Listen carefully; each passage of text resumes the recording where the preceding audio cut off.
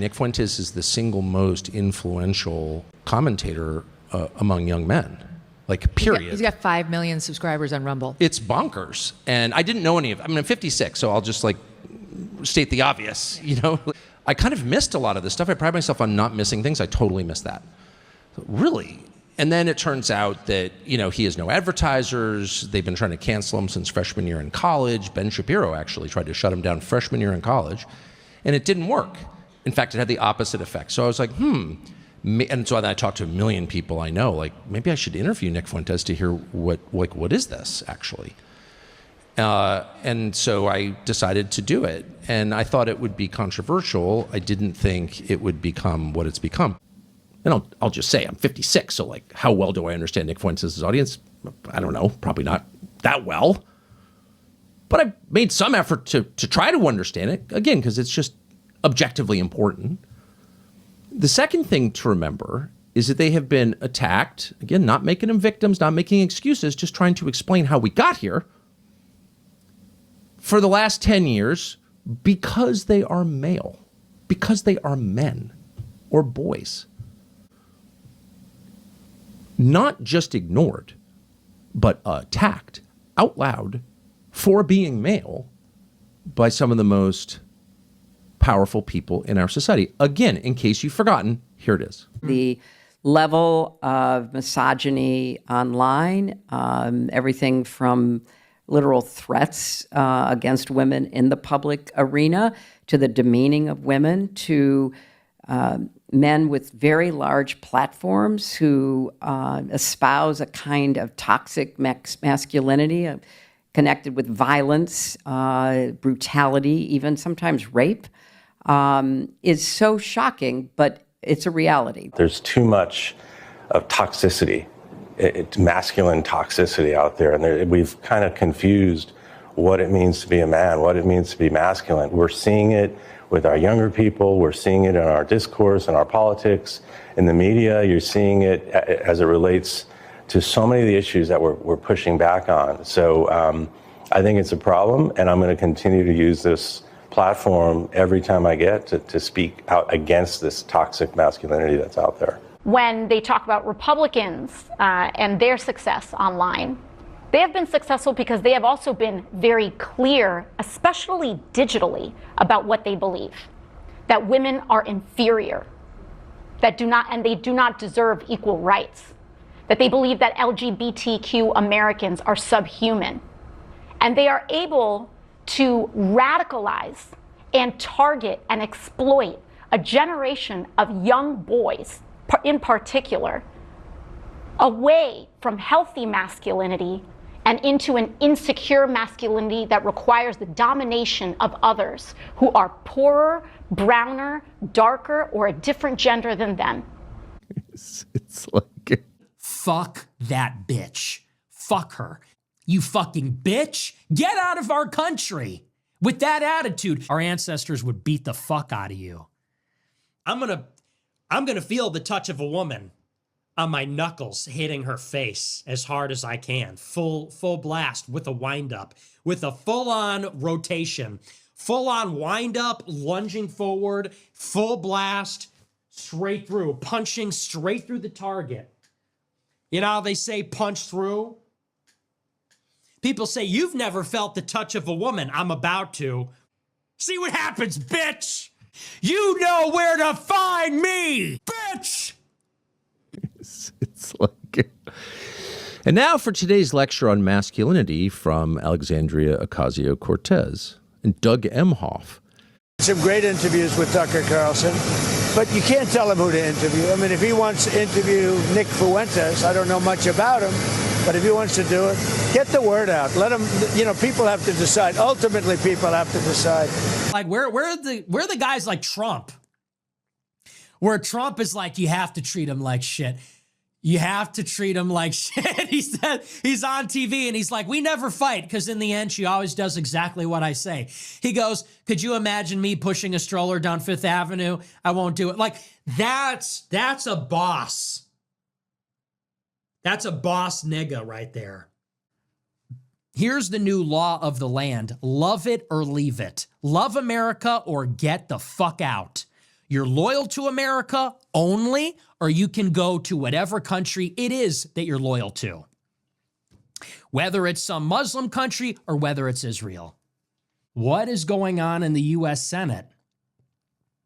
The Democrat minority leader, Senate minority leader, Chuck Schumer, has announced a new resolution explicitly condemning me for anti-Semitism, white supremacy, racism.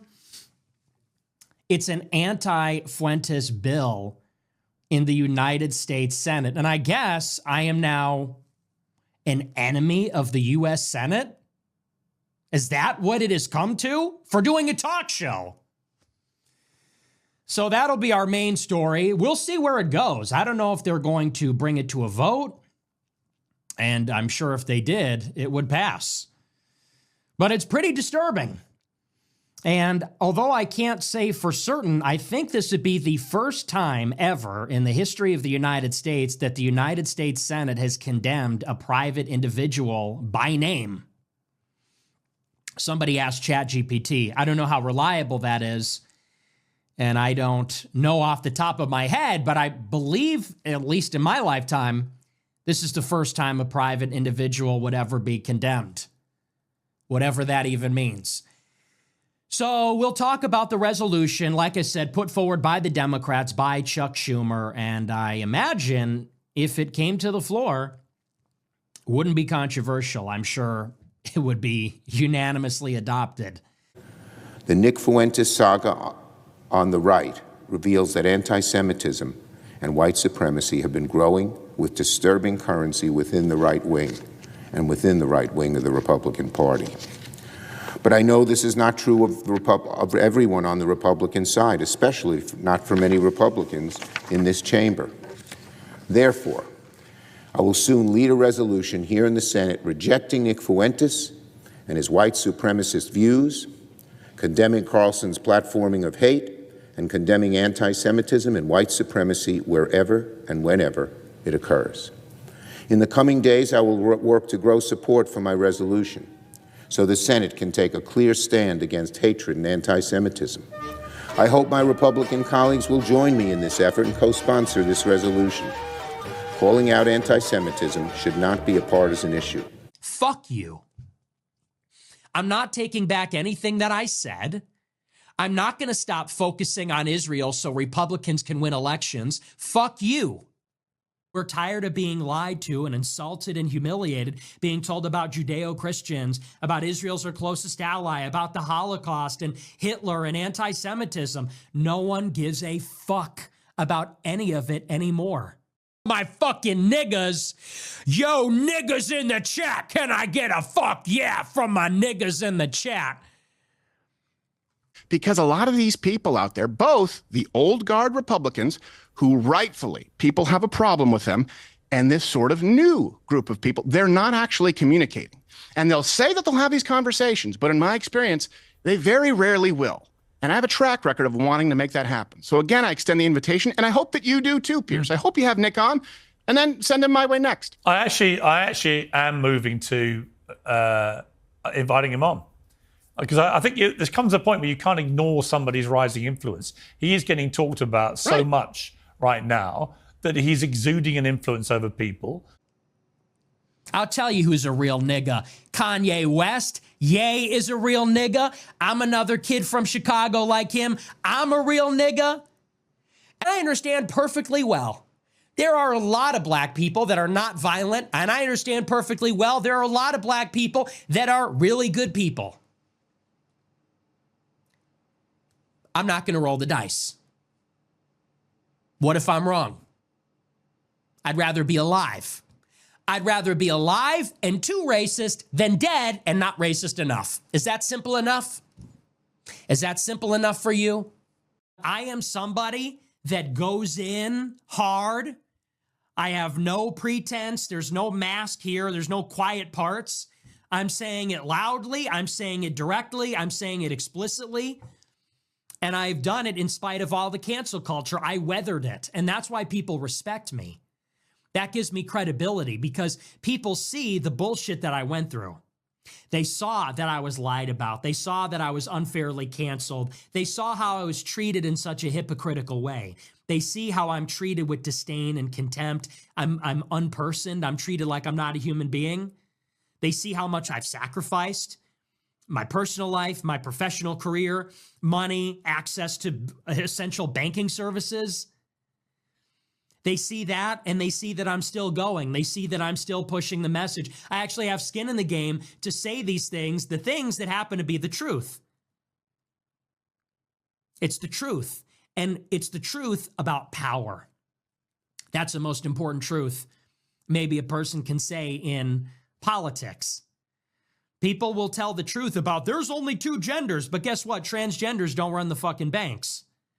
And people can tell the truth that, blacks commit all the crime. Well, blacks don't run the government, okay?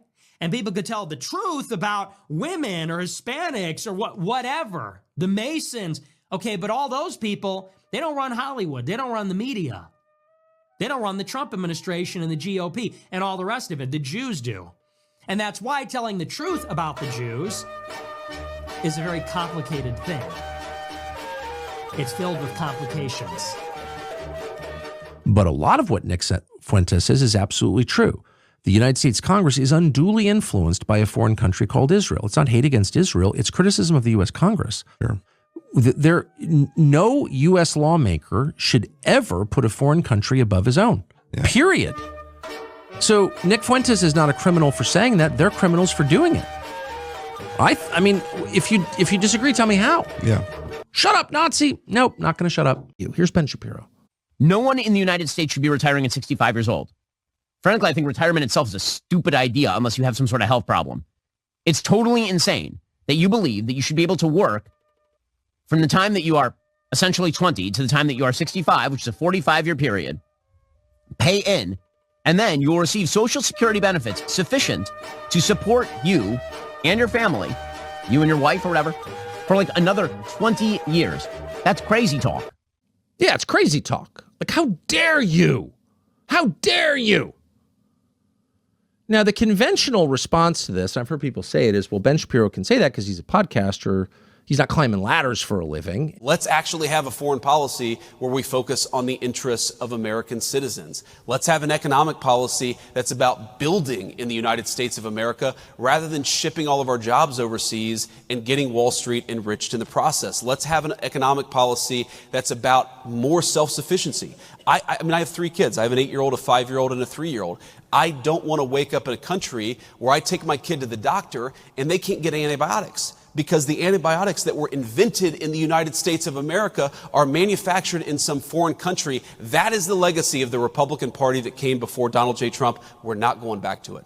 The Republican coalition in the 1990s was more upscale. They showed up in midterms. So Republicans tended to do a little bit better in midterm elections in the 1990s than, say, Republicans do today.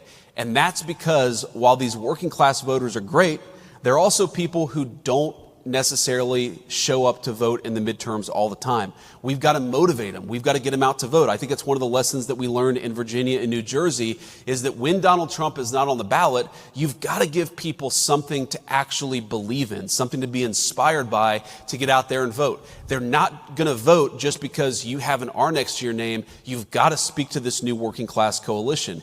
And the one worry that I have when I look at so many of our great congressional allies, I do think that some of our folks in Congress, they want to go back to the Republican Party of 20 years ago. That Republican Party was a Republican Party that lost and that couldn't successfully govern the country. We need to lean into this new coalition, do a better job serving them, and that's how we get them to show up in these midterm elections so that we can win not just presidential races, but midterm races too. Nick Fuentes, who everyone's busy down. Nick Fuentes, he's the problem. Right, yeah, he's the problem. Some 27-year-old goes, he's the problem. No, you're the problem, actually.